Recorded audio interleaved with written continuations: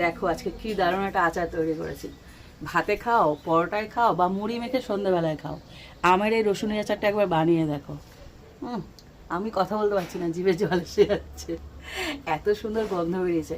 আর এটা 15 থেকে 20 দিন রোদ খাবো, ব্যাস রেডি হয়ে যাবে আমের রসুনি আচার। আমের বিভিন্ন রকম আচারের মধ্যে এটা একটা দারুণ একটা রেসিপি আজকে শেয়ার করব, সেটা হলো আমের রসুনি আচার। পুরো অন্য ধরনের, তবে নিরামিষের দিন খাওয়া যাবে না, এটা বলে দিলাম। দারুণ টেস্ট হয়, একদম সহজ। দেখো আমগুলোকে একদম পরিষ্কার করে ভালো করে ধুয়ে নিয়েছি।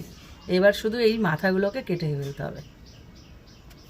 আমের যে মুখগুলো কাটার পর একটু জলে রেখে দেবে, কেননা এর মধ্যে না আঠা বের হয়। এই আঠাগুলোকে দরকার নেই, খুব খারাপ হয়, তার জন্য 10 থেকে 15 মিনিট এবার ভিজিয়ে রাখবে। আমগুলোকে একদম পুরো মুছে নিতে হবে। দেখো এক ফোঁটা যেন জল না থাকে, এখানে জল থাকলে কিন্তু যেটা বানাবো আচারটা নষ্ট হয়ে যাবে। এবার আমি আমগুলোকে ছোট ছোট পিস করে কেটে নেব। সমস্ত আমগুলো আমি ছোট ছোট করে পিস করে নিয়েছি। এবার আমি একটা চপার নিয়েছি, এর মধ্যে এটা হ্যান্ডি, মানে হাতে হবে, অল্প অল্প আম দিয়ে এর মধ্যে ঘুরিয়ে নেব।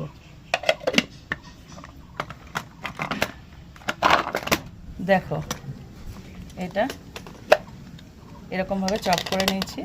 এবার এটা বোলের মধ্যে ঢেলে নেব। প্রথমবার আমটা এরকমভাবে কুচিয়ে নিয়েছি, এবার দ্বিতীয়বার দিচ্ছি। দ্বিতীয়বার দিয়ে দেবো রসুনটাকে, যার জন্য এর নাম রসুনি আচার।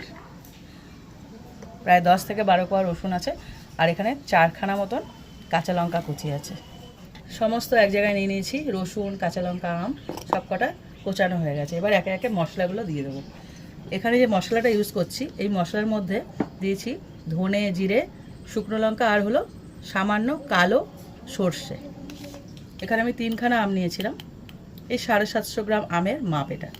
দিয়েছি লবণ, লবণটা একটু বেশি মাত্রায় হবে, কেননা আচার দেখবে একটু খেয়াল করে একটু চড়া লবণ হয়।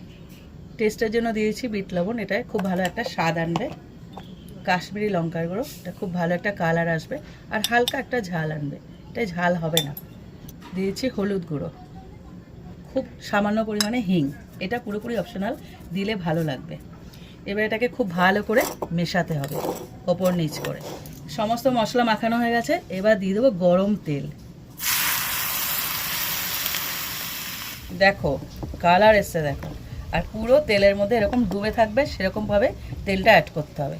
পুরো মেশানো হয়ে গেছে। এবার আমি এরকম একটা কাচের জার নিয়ে নিয়েছি, এবার এটাকে এর মধ্যে ট্রান্সফার করব। আমের রসুনি আচার দারুণ না?